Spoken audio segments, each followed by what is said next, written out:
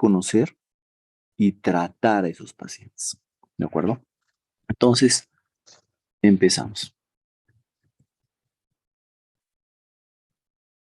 Entonces, acá verán ustedes, acá la microvasculatura del riñón.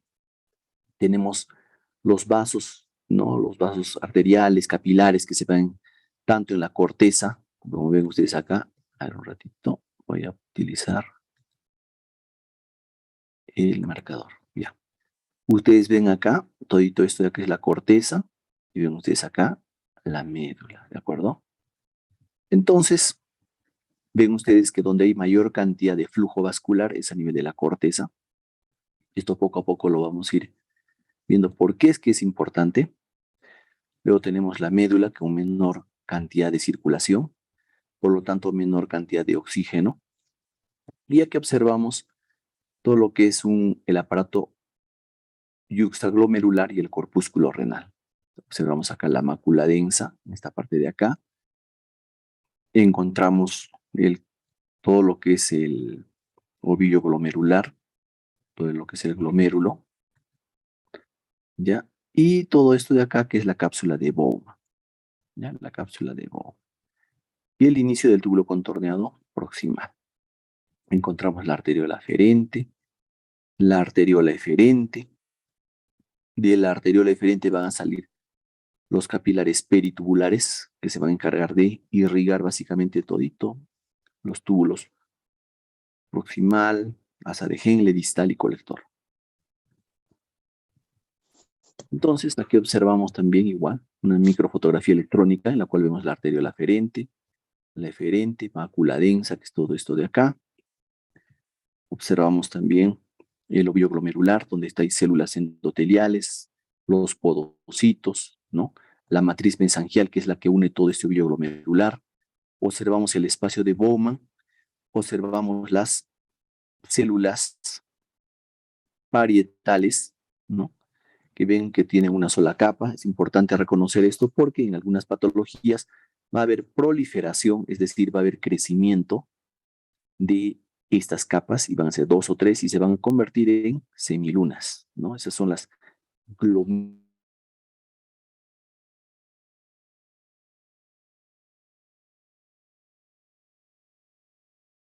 El urinario por donde va a empezar el túbulo contorneado proximal. Listo. Entonces, vayamos a otra parte. Esto ya sería un capilar. Si nosotros agarramos este pedacito de acá,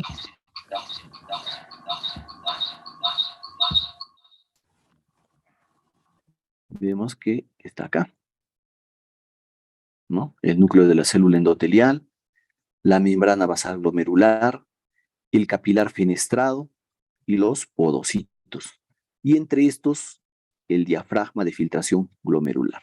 Entonces, lo mismo en aumento. Acá vemos el diafragma de filtración glomerular donde está la flecha. Vemos la membrana basal glomerular que está en amarillo. Y aquí sería el capilar que está fenestrado, ¿no? El endotelio fenestrado. ¿No? Por donde va a pasar las sustancias para filtrarse hacia el espacio de Bowman. Entonces, aquí vemos un esquema un poquito más claro, ¿no? Membrana basal glomerular en verde, los podocitos, sus procesos podocitarios, ¿no? Sus prolongaciones, diafragma, la hendidura entre estos podocitos. Vemos el capilar, ¿no? Aquí está el ángulo mesangial y todo lo que vemos en azul básicamente son las células mesangiales y el mesangio que se encarga de unir básicamente todos estos capilares y convertirlo en un ovillo glomerular. Igual, acá vemos también los podocitos, sus procesos podocitarios, sus prolongaciones podocitarias y la hendidura que existe entre esos procesos podocitarios donde se va a producir la ultrafiltración. Igual, barrera de filtración glomerular. Y a nivel molecular observamos que está la nefrina, que es la compuerta, donde estoy rayando en amarillo, resaltando. Esta compuerta se va a abrir y va a permitir el paso de las sustancias hacia el espacio de Bowman. Entonces, acá vemos que la membrana basal glomerular básicamente está compuesta por colágeno tipo 4, alfa 3, alfa 4 y alfa 5. Vemos también el podocito, ¿no? Toda la estructura, la arquitectura del podocito, que está anclado dentro de la membrana basal glomerular con proteínas que son la integrina, distroglicano, ¿no es cierto? Todas estas proteínas que están acá. Entonces, todas estas en algún momento van a sufrir daños o afectación dependiendo de la glomerulonefritis que los ataque. Por ejemplo, puede ser una glomerulonefritis membranosa cuyo blanco va a ser la megalina o va a ser estas proteínas de anclaje. ¿Qué van a ocasionar eso? Que estos podocitos se desprendan y se rompa esta barrera, este diafragma de filtración glomerular. Listo. Entonces, también a nivel tubular, ¿no? Tenemos una membrana basal que está en verde acá, en verde. Tenemos una parte luminal que va a la luz tubular. Tenemos zonas de unión, ¿no? Zonas donde se va a producir un transporte paracelular, zonas donde se va a producir un transporte transcelular de todas las sustancias que se van a filtrar a través del ultrafiltrado, valga la redundancia, de lo que es el ovillo glomerular. Es decir, todo lo que pasa a la luz tubular puede ser glucosa, aminoácidos, puede ser hidrogeniones, bicarbonatos, o sea, todo lo que se va a filtrar en algún momento va a reabsorberse algunas de ellas y otras van a pasar directamente por la luz tubular hacia la orina. Y tenemos diferentes espacios por donde van a ser absorbidos, diferentes lugares por donde van a ser reabsorbidos o transportados. A nivel transcelular, desde toda la célula tubular, a nivel paracelular, entre célula tubular y célula tubular. Y estas células tubulares, básicamente su irrigación va a depender de quién, de los capilares peritubulares, que van a depender a su vez de las arteriolas eferentes. Entonces, si ustedes ven una disminución de flujo de la arteriola eferente, lo que va a pasar es que ustedes van a tener una disminución de flujo sanguíneo, nutrientes, oxígeno a nivel de estas células que van a sufrir un proceso primero de isquemia y posteriormente un proceso de necrosis. La ventaja de estas células epiteliales tubulares es que pueden regenerarse, pueden desdiferenciarse y volver a convertirse nuevamente en epitelio tubular, ¿no? Ese es el fenómeno que pasa en los pacientes que, por ejemplo, sufren isquemias prolongadas, por ejemplo, en un infarto agudo de miocardio, una hipovolemia prolongada, un paciente con shock séptico prolongado, ¿no? Se va a haber una redistribución del flujo sanguíneo, va a haber menor flujo sanguíneo a nivel renal, y quien más va a sufrir no es la corteza donde están los glomérulos, sino más van a sufrir la médula. Entonces se produce un proceso que se llama necrosis tubular aguda, en la cual todas las funciones que debería de cumplir estas células tubulares se van a ver comprometidas o afectadas. Es decir, si por ejemplo el túbulo contorneo proximal debería de reabsorber glucosa, no lo va a hacer porque va a haber un daño tubular a nivel de sus transportadores, un daño a nivel de estas células de aquí, por lo tanto va a haber glucosuria, ¿no? Glucosuria. También hay situaciones en las cuales no necesariamente tiene que haber un daño de flujo sanguíneo, sino son problemas ya directos, tóxicos a nivel tubular, como el síndrome de Fanconi ocasionado por medicamentos. Entonces, dicho esto, y ya habiendo recordado más la mayor cantidad posible de la parte de la anatomía del riñoncito, veremos cómo es que nosotros nos enfrentamos a un paciente que ingresa y del cual sospechamos que puede ser que tenga una alteración de la función renal, es decir, que el compromiso que tenga principalmente sea un compromiso renal, como por ejemplo una insuficiencia renal aguda, glomerulonefritis, ¿no? O sea parte de un compromiso sistémico, es decir, que otros órganos estén comprometidos y a su vez se traduzcan en un compromiso de la función renal.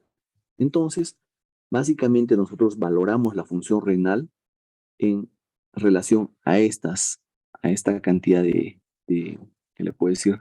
Esta lista es como una lista de chequeo que básicamente lo primero que tenemos que hacer es medir la filtración glomerular, ¿no? La concentración plasmática de creatinina y de urea, cómo está, la determinación de la concentración de iones en plasma y orina.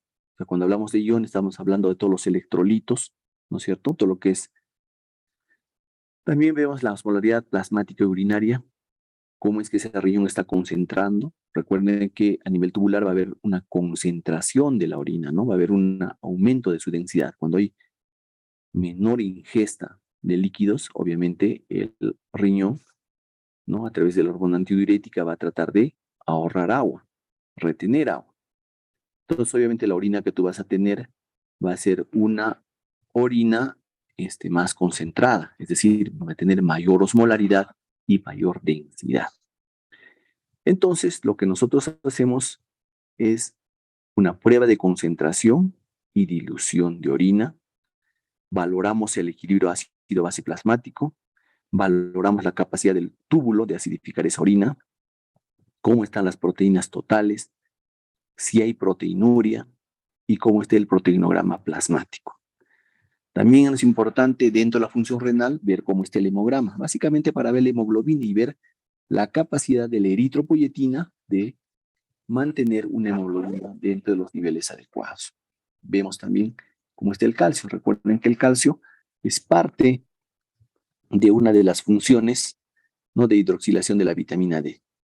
Cómo está el fósforo, cómo está la fosfatasa alcalina, y también veremos un examen completo de orina, cómo es el sedimento y un cultivo de orina. Entonces, si ustedes hacen un buen examen de orina, es como una biopsia de riñón.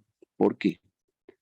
Porque en un análisis de orina puedes medir la capacidad de concentrar, es decir, la orina, ¿no? Es decir, cómo está la densidad urinaria, cómo está la osmolar urinaria. Esa orina es ácida o alcalina, ¿no? Y vas a evaluar la capacidad de acidificar la orina. ¿Qué más vas a poder ver en un examen completo de orina? ¿No? Y sedimento, obviamente. Vas a ver si hay algunos elementos que no deberían de aparecer en la orina. Por ejemplo, la glucosa, presencia de proteínas, cuerpos cetónicos, que nos van a dar información importante de cómo está ese, ese organismo, ¿no? Ese paciente. ¿Qué más? Ver si hay leucocitos, si hay presencia de procesos infecciosos, autoinmunes, si hay presencia de sangre, si hay cilindros leucocitarios, cilindros hemáticos o de eritrocitos, ¿no es cierto? Entonces, para ver la condición, para, es decir, para hacer un examen completo de orina, lo que recomiendan es lo siguiente. Si es un examen de gabinete, es un paciente que tú vas a ver en la consulta, no es un paciente de emergencia o de la UCI, obviamente, es un paciente que esté en estudio para valorar función renal, tú le pedirás un día antes que durante la noche limite su consumo de agua. ¿Para qué? Para que al día siguiente, cuando tome la muestra de orina, tú puedas valorar la capacidad de concentrar de ese riñón. ¿Cómo está la densidad urinaria? Por ejemplo, si tú ves que es una orina que tiene una densidad similar al plasma, dirás que es una orina isocianúrica, es decir, que sus túbulos han perdido la capacidad de concentrar la orina. ¿No? Es una orina que tiene una osmolaridad similar a la del plasma. Es decir, toda esa capacidad de los túbulos de reabsorber sodio, potasio, de hacer ese intercambio entre sodio y potasio, o de reabsorber agua, o de eliminar agua, se ha perdido. Por lo tanto, tú dirás que es un daño tubular. Es decir, podemos clasificar el compromiso a nivel de la función renal en 3 o 4 partes. Puedes decir que es un daño glomerular, si es que tú ves que hay presencia de proteinuria, presencia de hematuria glomerular, es decir, hay una disrupción, una ruptura de esa membrana basal glomerular, de esa integridad del glomérulo y de todos sus sistemas de filtración. Segundo, puede haber un daño tubular, cuando tú ves que determinadas sustancias que tienen que ser reabsorbidas o esa capacidad de concentración se ha perdido. Puedes pensar también que hay un daño vascular, ¿no? Un daño vascular en la cual puede ser a nivel macrovascular, es decir, a nivel de la arteria renal y sus ramas, o un daño microvascular a nivel de todo lo que son capilares peritubulares o capilares glomerulares, ¿no? Y también puedes pensar que hay un daño intersticial, es decir, toda esa sustancia que mantiene unidas todas estas estructuras, que contiene células, que contiene también células inflamatorias, que dan lugar a las nefritis intersticiales o problemas de tipo inmunoalérgico. ¿De acuerdo? Entonces, recordaremos que la principal función del riñón, o una función glomerular, es filtrar la sangre, elimina productos de desecho, retiene proteínas, retiene células sanguíneas durante todo el proceso. ¿Por qué? Porque hay una integridad importante de la membrana basal glomerular. Entonces, cuando hay una enfermedad glomerular, cuando el daño es glomerular, es decir, una glomerulonefritis, hay un descenso en la tasa de filtración glomerular, hay pérdida inadecuada de proteínas o células en la orina. ¿De acuerdo? Y entonces tenemos estas siguientes pruebas. Hay unas pruebas que se hacen normalmente en campo, es decir, en el paciente, en los hospitales, y hay otras que se hacen en el laboratorio.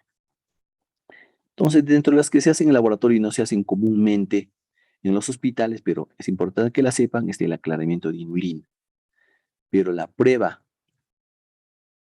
que es clínica específica es el aclaramiento de creatinina, de determinar la creatinina sérica, cómo está el aclaramiento de urea, cómo está la urea plasmática, y también la cistatina C plasmática, ¿no? La cistatina C plasmática. ¿Cómo evaluamos el flujo plasmático renal? La cantidad de sangre que le llega. Aclaramiento de paraminipurato, ¿cierto? Y la prueba clínica es la excreción de PSP o paraminipurato.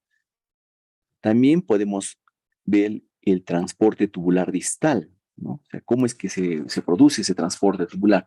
Tenemos una prueba específica que es la concentración y dilución de TSH2O o CH2O, tanto en orina como en plasma.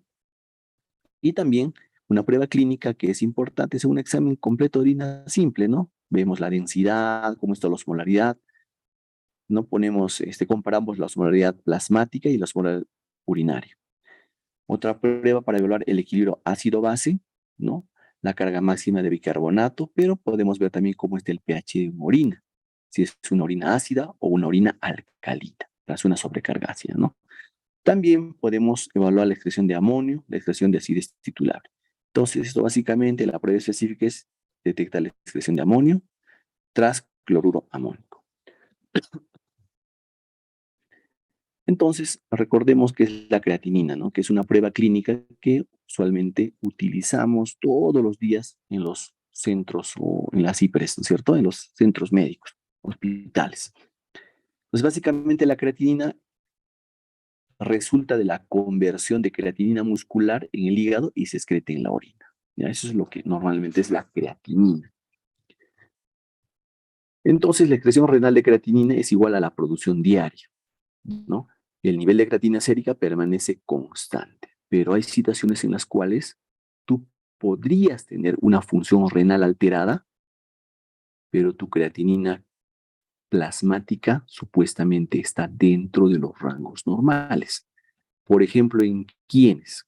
Pacientes que tienen poca masa muscular, ¿de acuerdo? En ellos, por ejemplo, la cantidad de creatina muscular va a ser mínima. Por lo tanto, menor cantidad se va a transformar en el hígado y, por lo tanto, va a haber menor cantidad de creatinina plasmática.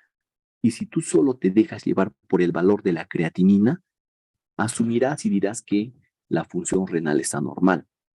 Por eso es importante que nosotros hagamos la depuración de creatinina que sea medida o la depuración de creatinina que puede hacer por una fórmula matemática.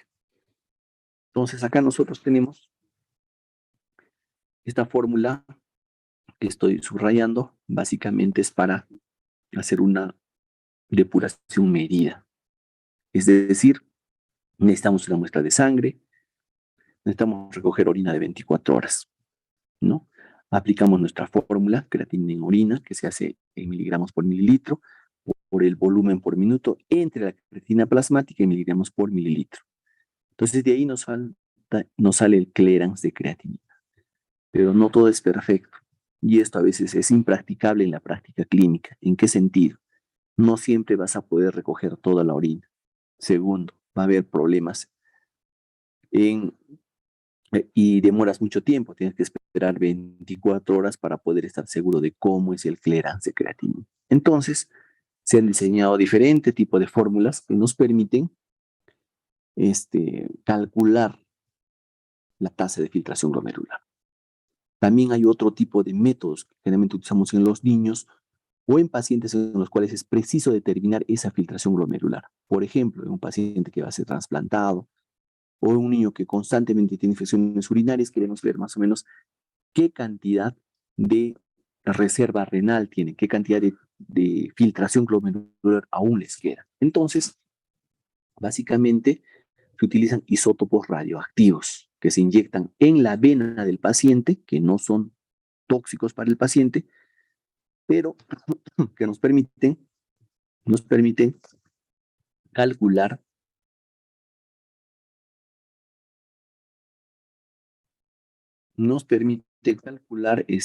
la reserva funcional.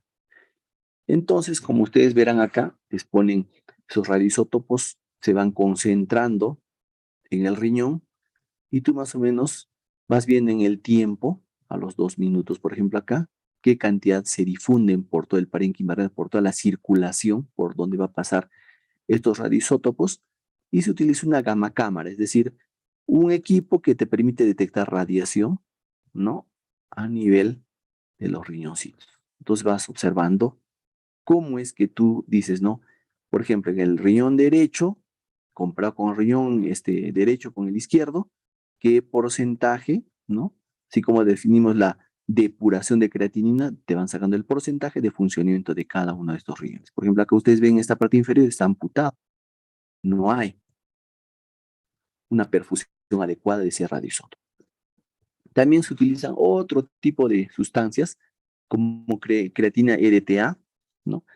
Que básicamente se aclara en el glomérulo de forma parcial inulina, pero tienes que recoger varias muestras de orina y de sangre. Todo esto que estamos hablando son en pacientes especiales que requieren un mejor estudio, ¿no? De su función renal. Por ejemplo, puede ser un donante vivo, un paciente que va a donar su riñón a un familiar y ellos quieren saber realmente cuánto de función renal va a quedar una vez que se desprenda de un riñón para donarlo a otra persona. Entonces utilizas Tecnesio 99 con DTPA, ¿no?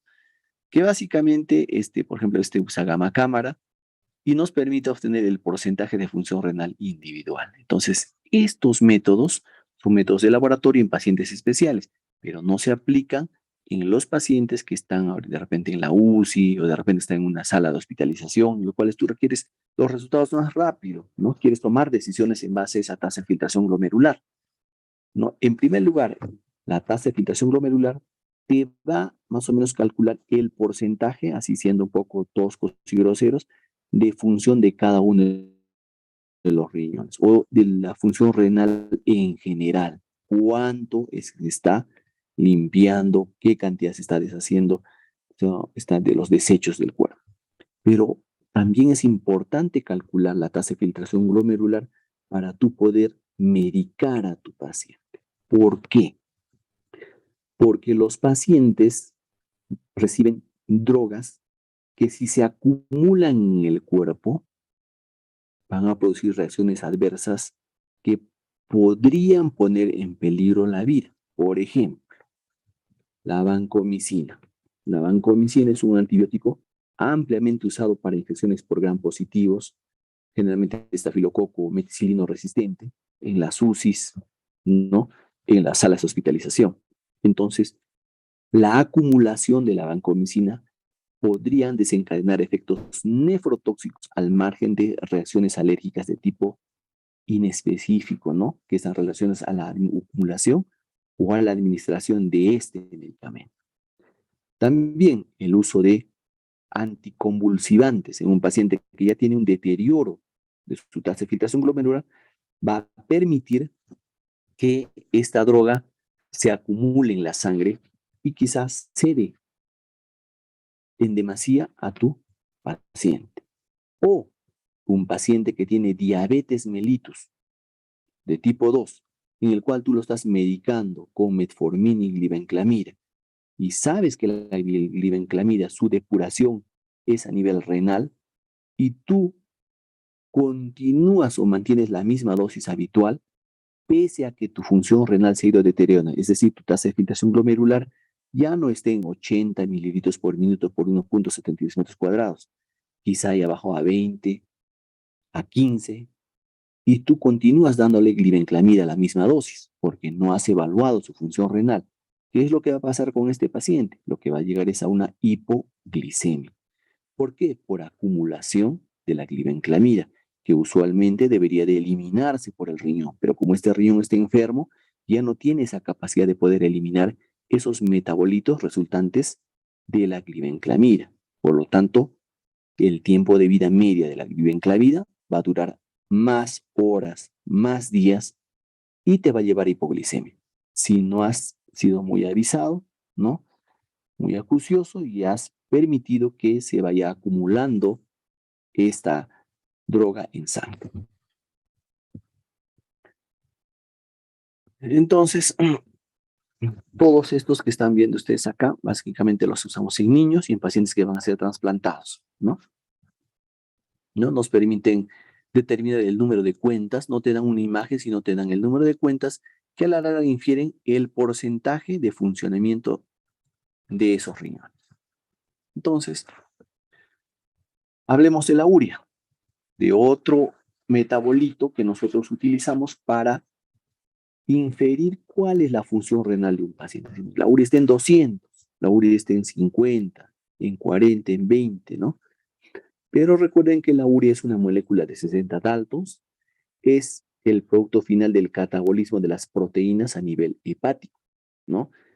Se filtran libremente por el glomérulo, se reabsorbe en forma pasiva en la nefrona distal como proximal, también tiene la capacidad de difundir tanto del intra al extracelular, ¿no? Cuando hay disminución de volumen, aumenta la retención de agua y por ende de urea. Quiero que tengan en cuenta algo.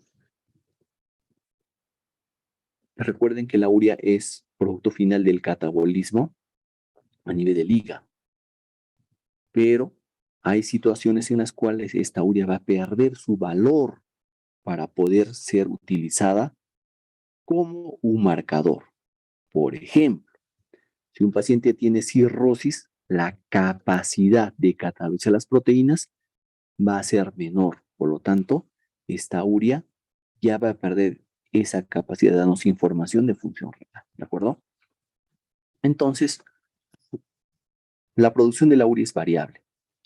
Obviamente, si tienes mayor cantidad de proteínas en tu dieta, obviamente, ¿qué va a pasar? Va a haber mayor producción de urea. Otras circunstancias en las cuales hay un síndrome urémico, aumento de urea en la sangre, es cuando los pacientes, por X motivos, pudieran llegar a tener una hemorragia digestiva alta. La hemorragia digestiva alta ocasiona la pérdida de sangre a nivel del tracto intestinal. Esta sangre que tiene gran cantidad de proteínas, porque hay glóbulos rojos ahí, también se va a digerir y esto va a conllevar a la mayor producción de urea. Entonces, lo normal se dice que la urea es 40 veces la creatinina. Es decir, si tú tienes 1 de creatinina, debes de tener 40 veces de urea. Pero si tú superas esa relación, lo más probable es que la causa de la falla renal también esté asociada a un sangrado interno que puede ser una hemorragia digestiva alta. Es decir, ahí ya no va a ser la relación 1 a 40, sino puede ser 1 a 70, 80, ¿no? Dependiendo. También hay estados hipercatabólicos. ¿Quiénes son los estados hipercatabólicos? Hay una gran cantidad de destrucción de proteínas. ¿En quiénes, por ejemplo? En los pacientes que están hospitalizados en las UCIs, pacientes que estén en un proceso séptico, ¿no? Un shock séptico, o en los cuales utilices gran cantidad de corticoides o quimioterápicos en cáncer. Entonces, la síntesis de la urea va a disminuir en pacientes desnutridos o pacientes que tienen daño hepático. Ya cuando el paciente ya esté en terapia de reemplazo renal, es decir, su función renal se ha deteriorado bastante, es importante porque nos sirve para iniciar el tratamiento sustitutivo renal o para poder definir la eficiencia de esa terapia de reemplazo renal, ¿no? Cuán eficiente está tu tasa de remoción de urea, ¿no? Eso se llama KTB, que básicamente es la capacidad del método que tú estás utilizando como terapia de reemplazo renal, puede ser diálisis peritoneal o puede ser hemodiálisis. Entonces tú evalúas la eficiencia de esos métodos para remover la urea.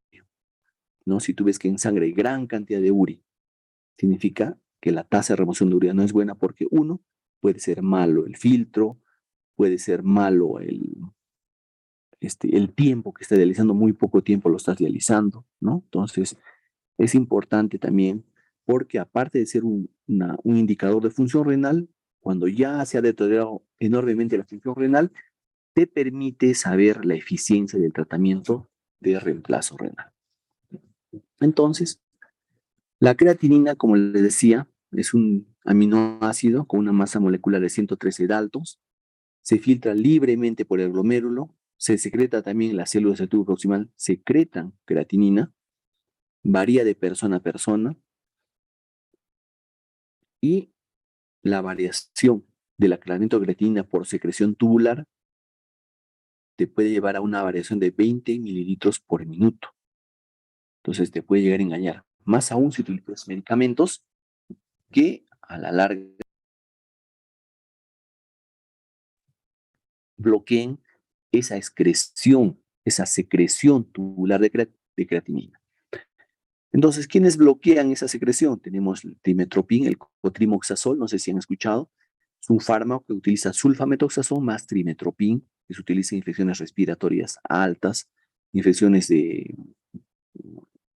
corte ótico o faríngeo, en diarreas también las utilizan. También la cimetidina, que es de la familia de la ranitidina, ¿no? Un bloqueador H2, van a elevar tu creatinina sérica porque te están bloqueando la secreción tubular de creatinina, como ya dijimos, a nivel del túbulo proximal. Y supuestamente tú podrías deducir y decir, oye, mira, este paciente tiene una disminución del filtrado glomerular. Y no es porque estás utilizando fármacos que van a bloquear esa secreción tubular. Entonces ya dijimos que también depende de la masa muscular, de la ingesta dietética. Hay también eliminación extrarrenal de creatinina y donde se produce en el intestino. Básicamente es degradada por bacterias intestinales. Entonces, ¿qué pasa?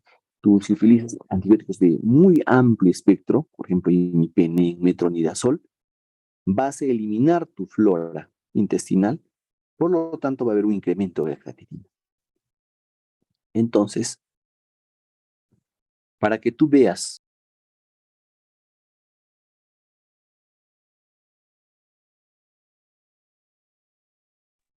un compromiso importante, sí, para que tú veas que tu creatina de 0.8 tiene esa creatina y llegue a 1.4, 1.5, para que haya esa elevación de creatina, tú por lo menos has tenido que tener un daño importante hasta el 50% de tus nefrones. Y recién vas a ver que va a elevarse el valor de referencia. Entonces, como verán, hay dos circunstancias en las cuales nosotros debemos medir el filtrado glomerular, dos circunstancias bien específicas. ¿Cuáles son? En primer lugar, tenemos pacientes que están hospitalizados en una UCI y pacientes en los cuales nosotros requerimos saber exactamente cuánto es el filtrado glomerular. ¿De acuerdo? Entonces tenemos algunas, por ejemplo, donde hay alteraciones importantes de la masa muscular, amputaciones, pérdida de masa muscular, enfermedades musculares, paraplegias, cuadriplegias. ¿Por qué? Porque en niños recuerden que va a haber menor cantidad de masa muscular, menor producción de creatina, por lo tanto, menor producción de creatinina. Cuando haya desviaciones extremas del índice de masa corporal en obesos y en pacientes que estén muy caquéticos. En la evaluación de potenciales donantes de riñón, ¿ya? Individuos que siguen dietas vegetarianas estrictas, en lo cual no hay ingesta de proteínas de origen animal, cuando monitorizamos el impacto o la toxicidad de determinados tratamientos farmacológicos de eliminación renal y etnias en las que no se ha estudiado la validez de las ecuaciones. Entonces, dijimos que era para calcular la tasa de filtración glomerular, teníamos que rotar la orina de 24 horas y la otra era utilizar ecuaciones que nos permitan más o menos aproximarnos cuánto está la filtración glomerular de ese individuo y en base a eso tomar decisiones. Por ejemplo, la necesidad de iniciar terapia de reemplazo renal, la necesidad de corregir los medicamentos, ya sean antibióticos, antiepilépticos o de otra índole, ¿no? La necesidad de corregir la cantidad de droga que tú le vas a administrar a ese paciente, de fármacos que tú le vas a administrar a ese paciente. En este caso, hablamos del CKD-EPI, ¿no? Que es un método en el cual tiene en cuenta la edad, la creatinina sérica, tenemos la raza, ¿no? Acá está si es un africano-americano o son de otras razas, el sexo, varón o mujer, ¿no? Si hay o no hay alteraciones adicionales del índice de masa corporal. También utilizamos un método antiguo, ¿no? Que ya no lo utilizamos, en realidad ya casi no se utiliza. Actualmente se usa esta calculadora que es el CKD-EPI, que era el Cockcroft-Gault, ¿no? Pero ya hay muchas variaciones.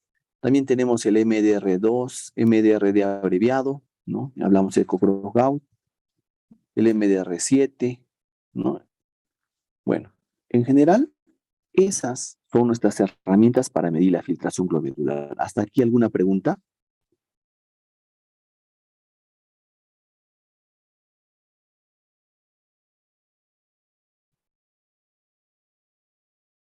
Entonces vayamos a la otra parte que es la evaluación de la función tubular y del intersticio renal. ¿Cómo evalúas la integridad? ¿Cómo sabes si está funcionando bien esos túbulos? Si hay compromiso, hay inflamación de ese intersticio renal. Entonces, en los túbulos se producen dos cosas importantes, o sea, dos funciones cumplen los túbulos. Uno es reabsorber el filtrado glomerular, la mayor parte de ese filtrado glomerular, y también la secreción de moléculas como hidrogeniones y potasio. Entonces, el fallo de estas dos funciones nos van a permitir saber si hay una disfunción tubular. Por ejemplo, si tú ves que este paciente no acidifica la orina, si es una orina alcalina, probablemente hay un fallo en la secreción de moléculas como los hidrogeniones. ¿Cómo está la secreción de sodio en condiciones normales? ¿No? Si es igual a la ingesta. Si el paciente tiene una reducción de volumen, no una hipovolemia, hay mayor reabsorción de sodio, es decir, tú mides la cantidad de sodio que está perdiendo en la orina y ves si ha habido una reducción de 10 a 20 microlitres por día. Y si hay un paciente con contracción de volumen, ¿no? Por reducción hidrosalina, náuseas, que digamos hecho vómitos, diarrea. Entonces, pues, el que tú encuentres un sodio elevado en la orina, ¿qué te indica? Normalmente si hay diarrea y hay vómitos, ¿no es cierto? ¿Qué es lo que va a hacer tu cuerpo? Tu cuerpo va a tratar de ahorrar sal y agua. Por lo tanto, vas a encontrar menor cantidad de sodio en la orina. Pero si tú ves que hay un sodio elevado en la orina en esas circunstancias, ¿qué significa? Que hay un fallo en la reabsorción. Probablemente hay un daño tubular por isquemia tubular, si se ha depletado mucho de volumen, ¿no es cierto? Entonces, puede ser que ya tenga una necrosis tubular parcial o completa. Entonces, para eso medimos la fracción de excreción de sodio. Si es menor de 1 esta fracción, es un fracaso renal funcional. Si es mayor de 1, es un fracaso parenquimatoso establecido. Es decir, tú estás eliminando mucha cantidad de sodio que debería de ser reabsorbida por tus túbulos para mantener tu volemia. Pero como se han dañado los túbulos, estás excretando gran cantidad de sodio por la orina. Entonces, otras formas de evaluar la función renal son los análisis de orina. Entonces, acá vemos básicamente qué consideraciones tenemos que tener en cuenta, cómo es el aspecto, de qué color es, si tiene olor, qué volumen es, si está en oliguria, está en anuria o está en poliuria. Si es turbia, cuál es su densidad relativa, cómo es la osmolaridad y cuál es el pH de esta orina. En el examen químico veremos si hay proteínas, si hay presencia de glucosa, cetonas, cuerpos cetónicos, bilirrubina y urobilinógeno. Básicamente en cetonas, ¿no? Una cetoacidosis diabética. Un criterio para diagnosticar cetoacidosis diabética es encontrar cuerpos cetónicos en orina. Y en el examen microscópico hay presencia de cilindros, cristales, hay presencia de eritrocitos, es decir, glóbulos rojos, y de leucocitos. Entonces, hay sustancias que pueden cambiar el aspecto y color de esta orina sin necesidad de estar enfermo el paciente. Por ejemplo, elige la dieta, el uso de determinados fármacos, ¿no? Nos van a cambiar el color de la orina. Bueno, esto se los voy a pasar para que lo vayan revisando. El olor, por ejemplo, no si es un olor sui generis, si es un olor amoniacal, es la presencia de bacterias en la orina. Olor a ratón, fenilcetonuria. Enfermedad de Oasthouse, ácido alfa hidroxibutírico. Luego también tendremos que evaluar la densidad. ¿Para qué nos sirve evaluar la densidad? Por ejemplo, ustedes tienen un examen de orina y ven que la escala de esta densidad es de 1000 a 1060. Pero tener de 1000 a 1003 es una orina diluida. Estás perdiendo agua, ¿no? Gran cantidad de agua. Eso se da en las diabetes insípidas.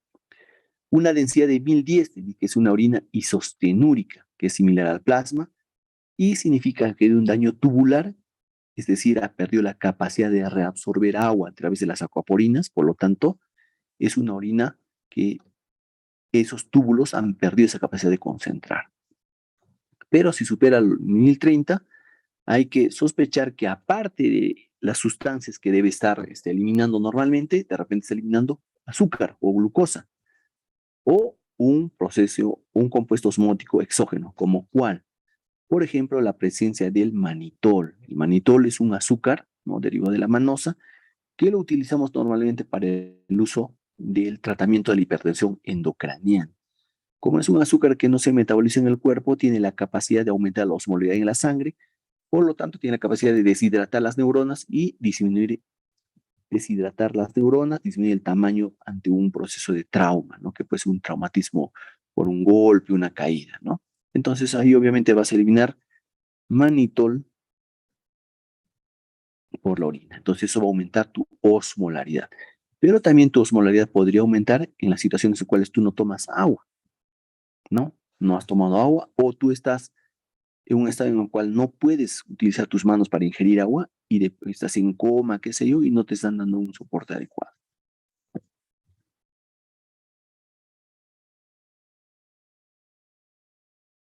Entonces, a medida que va madurando el ser humano, va aumentando su capacidad de concentrar la orina. ¿Sí? Es decir, sus túbulos adquieren esa madurez para poder o reabsorber o eliminar sodio y agua. ¿De acuerdo? Por ejemplo, en los neonatos hay una baja depuración de sodio, cloro y urea. Hay una orina hipotónica, que es similar al plasma. ¿Por qué? Porque no está bien desarrollada también esa capacidad de reabsorber el sodio, de eliminar o de reabsorber agua. En un recién nacido a término, la orina va a ser de 680 miliosmoles por litro, en un pretérmino de 400 miliosmoles por litro. En un niño de más de un año, de 1200 miliosmoles por litro. En los lactantes, es de 1002 a 1006. Entonces, lo que nosotros tenemos que ver acá es que un simple examen de orina, tú miras la osmolaridad, miras la densidad, te va a dar una importante información de un componente de la nefrona que son los túbulos. ¿De acuerdo? Listo.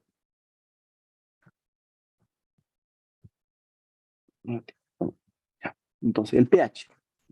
El pH en la orina tiene que ser menor de 5. Normalmente la orina es ácida porque esa acidez te la van a dar la presencia de hidrogeniones, que es la secreción de ácido en el túbulo colectivo. Respecto al examen químico, veamos, proteínas. No deben existir proteínas en la orina y fundamentalmente son proteínas que son de origen tubular y encuentras básicamente hasta 150 miligramos de proteínas en orina de 24 horas. Entonces, la presencia de proteínas te dicen dos cosas. O tengo un daño glomerular, es decir, un daño a nivel de la membrana de filtración glomerular, un daño en los podocitos, qué sé yo, una glomerulonefritis, o hay un defecto en la reabsorción de las pocas proteínas que se han filtrado. Entonces, el daño glomerular puede ser por glomerulonefritis, hipertensión arterial, diabetes mellitus y en algunas circunstancias fisiológicas como el embarazo. Y en la reabsorción puede haber acidosis tubular renal o una pielonefritis, ¿no? Te va a dar esas orinas espumosas. En los niños puede haber proteinuria no significativa, en estados febriles, el frío y el calor también podría darte proteinuria, el ejercicio, ¿no? Y como ya les decía, el límite máximo es de 150 miligramos de proteínas en general y de 30 miligramos solo de albúmina. La glucosa no debe existir en la orina, ¿no? Depende de la glicemia. Cuando tú excedes el valor de 200 miligramos por decilitro de glucosa en sangre, ya podrías encontrar glucosa en orina. Entonces, básicamente las ves en diabetes mellitus, hipertiroidismo y las glomerulonefritis. Los cuerpos cetónicos, ¿no?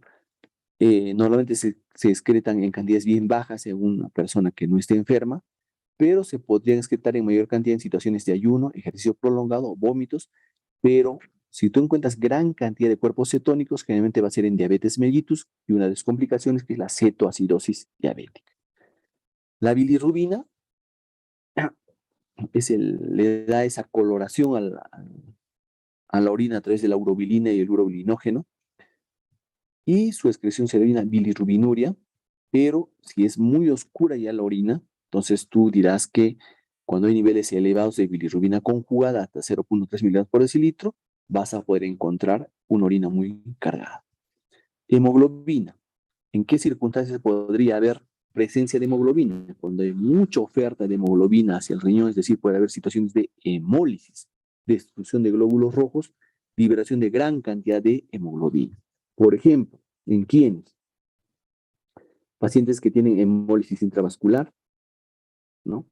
En las anemias hemolíticas, transfusiones que sean incompatibles, el uso, las mordeduras por serpientes o arañas que produzcan hemólisis, no son venenos que van a producir hemólisis, y unos pacientes con quemaduras graves. Ustedes verán acá, ¿no?, la diferencia que hay.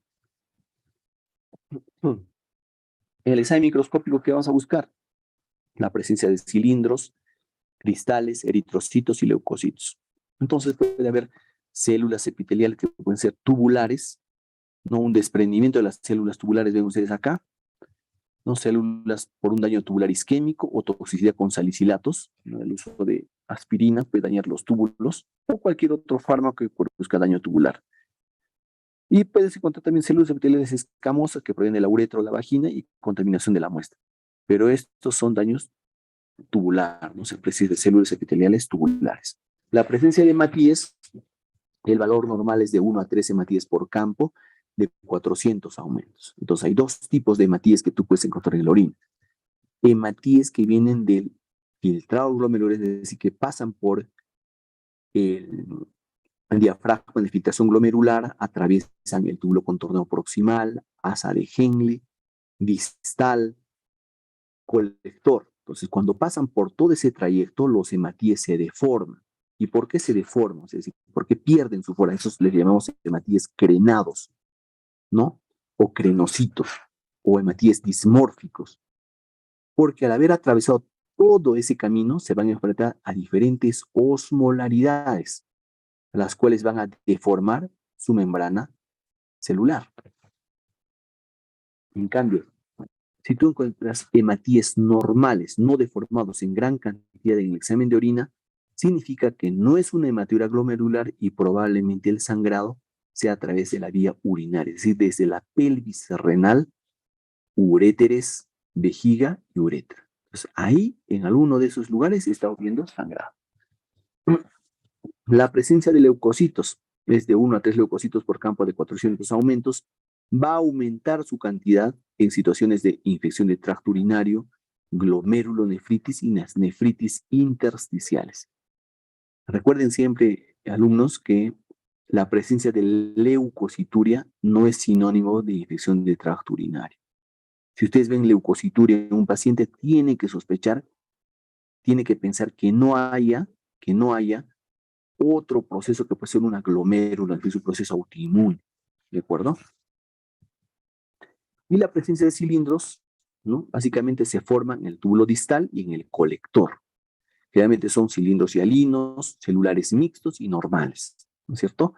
Hay indicadores de enfermedad renal intrínseca y básicamente las que favorecen su formación son la disminución del flujo urinario, una acidez aumentada, altas concentraciones de solutos, constituyentes iónicos o proteicos. Entonces, acá vemos un cilindro hialino, ¿no? Está formado por la precipitación de la proteína de Tams-Horsfall aumenta por la deshidratación fisiológica y fiebre. Acá vemos también cilindros eritrocitarios, ¿no?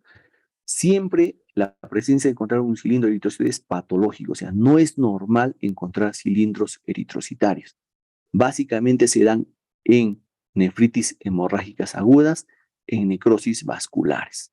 Los cilindros leucocitarios se dan en procesos inflamatorios de causa no infecciosa o en causa de causa infecciosa como las pielonefritis agudas o las enfermedades glomerulares.